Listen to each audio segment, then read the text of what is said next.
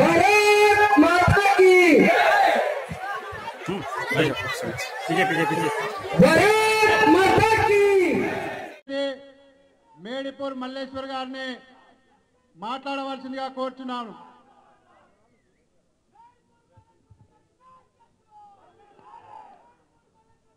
వేదికను అలంకరించిన పెద్దలు పూజ్యులు స్వామి పరిపూర్ణానంద గారికి, జాతీయ దళిత మోర్చా కార్యదర్శి బంగారు శృతి గారికి, స్టేట్ ఎగ్జిక్యూటివ్ మెంబర్స్ నరేంద్రరావు గారికి మరియు అతిరథ మహారాజులందరికీ, భారతీయ జనతా పార్టీ కార్యకర్తలకి, నా అన్నలు తమ్ముళ్ళు అక్కలు చెల్లెళ్ళందరికీ, మీడియా మిత్రులకి అందరు కూడా నమస్కారం.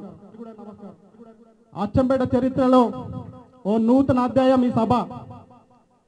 ప్రకృతి వడిలో ప్రశాంతంగా సిద్ధతిడుతున్న అచ్చంపేట స్వార్థ అసమర్థ దళారీ రాజకీయ నాయకుల కుట్రలో నా ప్రజల అభివృద్ధికి ఆత్మరక్షణకు దూరమై మన ఆత్మగౌరవాన్ని ఈ పవిత్ర ఈశ్వర నీలమైన నల్లమల్ల ప్రాంతాన్ని జాగృత పరచడానికి వచ్చిన స్వామీజీ గారికి అచ్చంపేట ప్రజలందరి తరపున పాదాభివందనం తెలియజేస్తున్నాను. ఇప్పుడు జరుగుతున్న ఎన్నికలకు నీతికి అవినీతికి, దుర్మార్గానికి ఆదర్శానికి, మంచికి చెడుకి, ఆత్మగౌరవానికి అహంకారానికి, అభివృద్ధికి దోపిడీకి మధ్యలో మనమందరం ఎటువైపు ఉందాం? మంచి వైపు ఉందాం. భారతీయ జనతా పార్టీ వైపు ఉందాం. 70 సంవత్సరాలు స్వాతంత్రం వచ్చిన తర్వాత కూడా అచ్చంపేట ఎలాగో ఉందా అలాగే ఉంది, కానీ కొంచెం కూడా అభివృద్ధి చెందలేదు.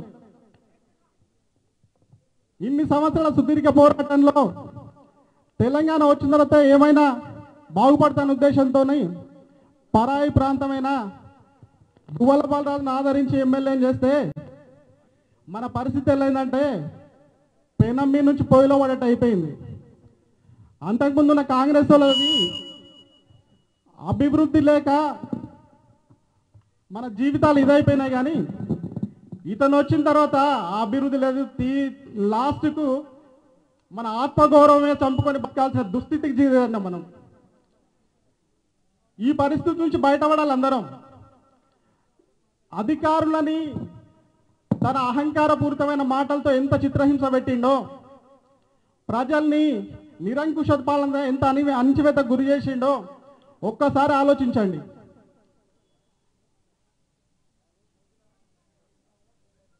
గత 6 నెలల క్రితం 8 గ్రామ పంచాయతీలని అన్యాయంగా అక్రమంగా నగర పంచాయతీలో విలీనం చేసిండు.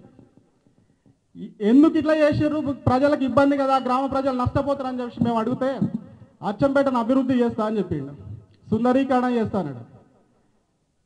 నీ గోపాల్పేట ఏమైనా అచ్చంపేట కంటే ముద్దుగుందా? నీకంత నచ్చకపోతే నీ గోపాల్పేటకు నువ్వు వెళ్ళిపో. మా అచ్చంపేట సహజ సిద్ధంగా ప్రకృతి పరంగా ఎంతో సుందరంగా ఉంది.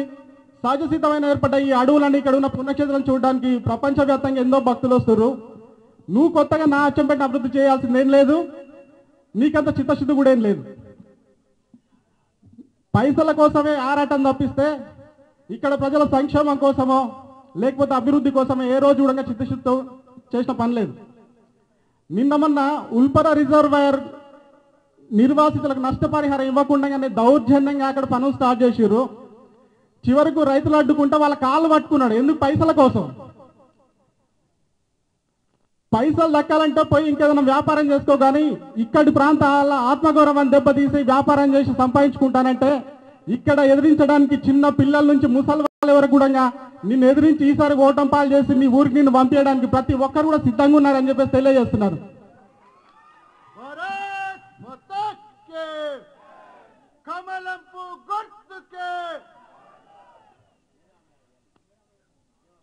చివరకు డబ్బునే నమ్ముకొని ప్రజలకు ఏరేసినట్టుగా డబ్బులు ఏరేసి మీటింగ్కి తీసుకొచ్చేసి నా సభకు సక్సెస్ అయింది, నాకు 5,000 మంది వచ్చారు, 10,000 మంది వచ్చారని చెప్పి గొప్పలు చెప్పుకున్నావు కదా.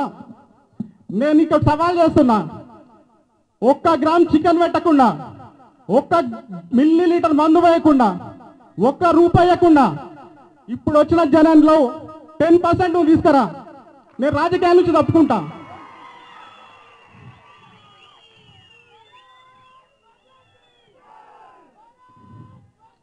నిజాయితీగా గెలవడం చేత కానీ ఇంకొక పార్టీ నాయకులు ఉన్నారు, కాంగ్రెస్ పార్టీ.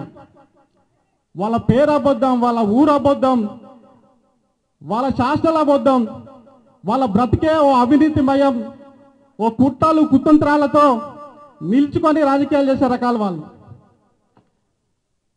రీసెంట్గా మా పార్టీ నాయకుడు ఒక ఆయన హోటల్లో టీ తాగుతుంటే తాజా మాజీ ఎమ్మెల్యే ఎదురుగా పోతుంటే ఏదో పక్కన కూర్చోబెట్టుకొని టీ తాగిందంట.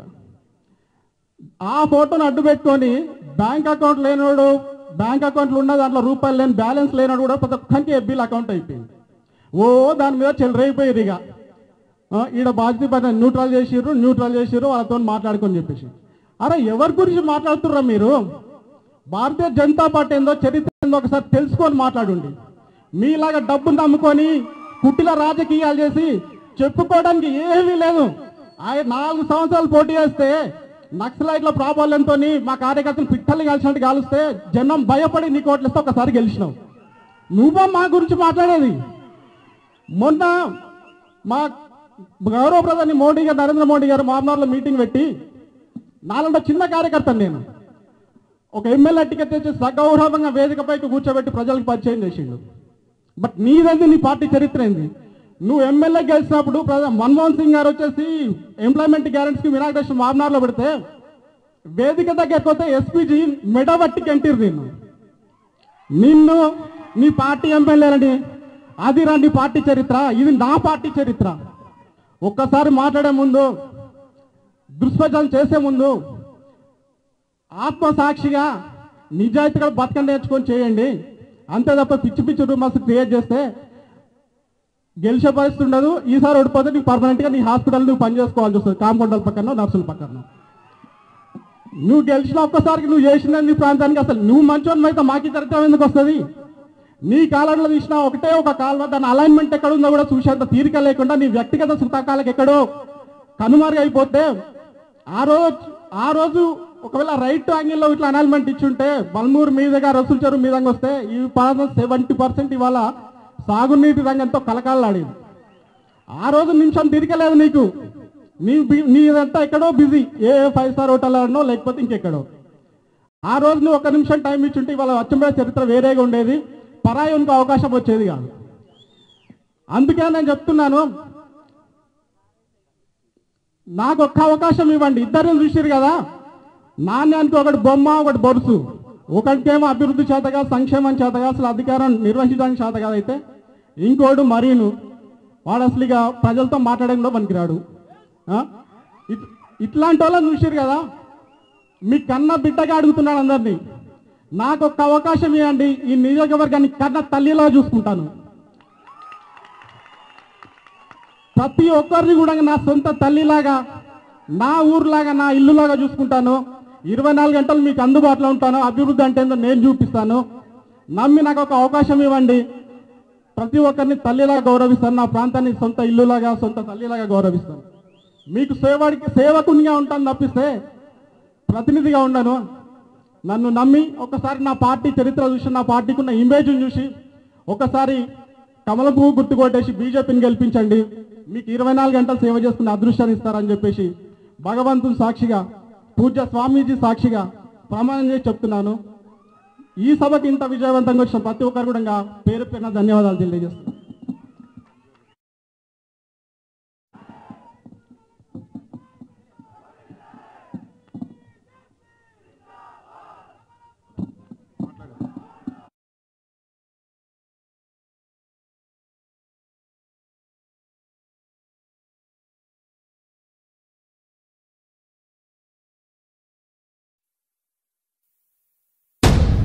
भारत माता की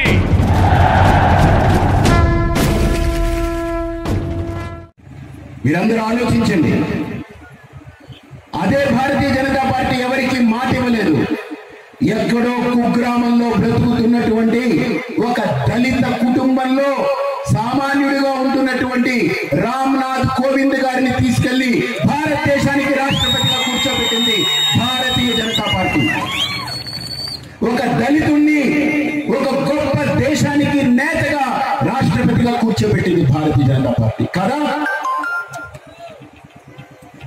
టీ అమ్ముకునేటువంటి అతి కటిక పేద కుటుంబంలో నుంచి వచ్చినటువంటి వెనకబడ్డ కులానికి చెందినటువంటి నరేంద్ర మోడీ గారిని ప్రధానిగా చేసింది భారతీయ జనతా పార్టీ. అబ్దుల్ కలాం గారు, ఎక్కడో ఉన్నటువంటి అబ్దుల్ కలాం గారు ఒక సైంటిస్ట్ గా పనిచేస్తున్నా వెనకబడ్డటువంటి చాలా దరిద్రంతో బాధపడుతున్నటువంటి ఆ కుటుంబంలో పుట్టి ఆయన కష్టార్జితంతో నీతి నిజాయితీ నిబద్ధతలతో ఆయన ఒక విజ్ఞానవేత్తగా ఎదిగి ఆయన కాళ్ళ మీద ఆయన నిలబడి సత్యానికి ధర్మానికి కట్టుబడ్డ వ్యక్తిని అబ్దుల్ కలాం గారిని రాష్ట్రపతిని చేసిన ఘనత భారతీయ జనతా పార్టీ. కులాలు చూడదు భారతీయ జనతా పార్టీ, మతాలను చూడదు. నన్ను ఒక మాట అడిగారు, బీజేపీ అంటే ఏమిటని అడిగారు. మీరు చెప్పండి, బీజేపీ అంటే ఏంటి? భారతీయ జనతా పార్టీ. కానీ నేనంటాను, బి అంటే భారతీయ మాత్రమే కాదు, బడుగు బలహీన వర్గాల, జే అంటే జనతా, పి అంటే పార్టీ. బడుగు బలహీన వర్గాల జనతా పార్టీ భారతీయ జనతా పార్టీ. అవునా కాదా? ఒక ప్రెసిడెంట్ ని ఎస్సీని చేసింది, దేశానికి రాష్ట్రపతిని ఒక ఎస్సీని చేసింది, అలాగే దేశానికి ప్రధానిని ఒక వెనుకబడ్డ బడుగు బలహీన వర్గాలకు చెందిన నరేంద్ర మోడీ గారిని ప్రధానిని చేసింది. ఇది భారతీయ జనతా పార్టీ యొక్క చరిత్ర. ఇందుకు ఓటేయాలి భారతీయ జనతా పార్టీకి. ఈ కుటుంబ పార్టీలకు ఓటేస్తారా? ఈ కుటుంబ విధానాలకు ఓటేస్తారా? లేదు, కులాలు కుటుంబాలు మతాలు పక్కకు పెట్టి 130 కోట్ల మంది భారతీయులే మా ఊపిరిని బ్రతుకుతున్న భారతీయ జనతా పార్టీ ఓటేస్తారా? కమలం పువ్వు గుర్తు మీద ఓటేయండి. మీరు కాదు, మీరు ఒక్కొక్కరు 100 మందితో ఓటేయించండి. అలాగే మీకు పోడు భూములు, మీ పట్టాలు కావాలా మీ పేరు మీద?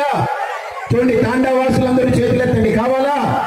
కావాలన్న వాళ్ళందరూ కూడా కమలం పువ్వు గుర్తుకు ఓటేయండి. మీరందరూ ఖచ్చితంగా భారతీయ జనతా పార్టీని గెలిపించండి. మల్లేష్ని మీరు కడుపులో పెట్టుకొని చూసుకోండి. మల్లేష్ గెలిచిన తర్వాత మిమ్మల్ని గుండెల్లో పెట్టుకొని సేవ చేస్తాడు. భారత్ మాతా కీ